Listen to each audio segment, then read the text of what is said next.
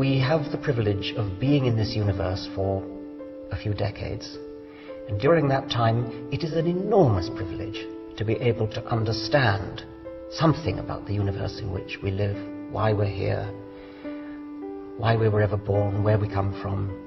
And I think that is such a wonderful thing to be able to do that I am hostile, I can get angry about competing accounts which seem to me to not encourage that kind of questioning, but instead to say this is how it is, it's all written in the Holy Book, it was written 2,000 years ago and that's the end of it. I think that deprives people. I think that is such a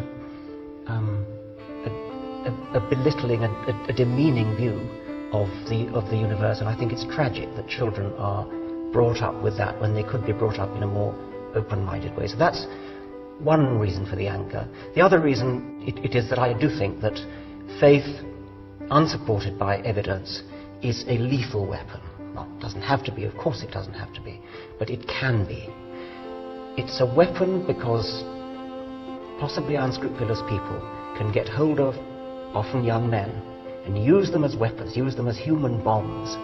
The only reason they can be deployed as human bombs is that they have been brought up from childhood onwards to believe implicitly, without question, that whatever the particular religion is, the details don't matter. The point is that they do believe that it is the will of God that they should detonate themselves and blow up a busload of people or blow up a skyscraper in New York. I don't think that any kind of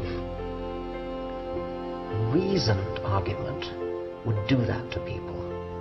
And so I believe that religious faith is an enormously powerful psychological weapon.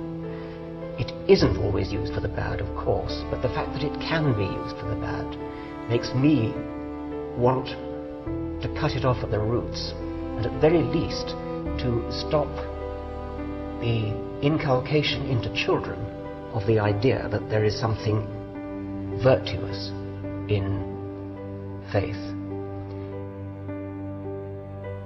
I'm very concerned with the way children coming into the world innocent and knowing nothing are taken over by the religion of whatever culture they happen to be born into. It doesn't happen to everybody, but it's very common.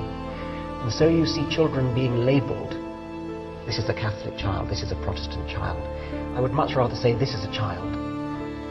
Perhaps you could say this is a child of Catholic parents, or this is a child of Protestant parents. But to tie a label around a tiny child, this is a Catholic child, when the child is clearly too young to know what it thinks about the transubstantiation, or whatever it is that differentiates Catholics from Protestants.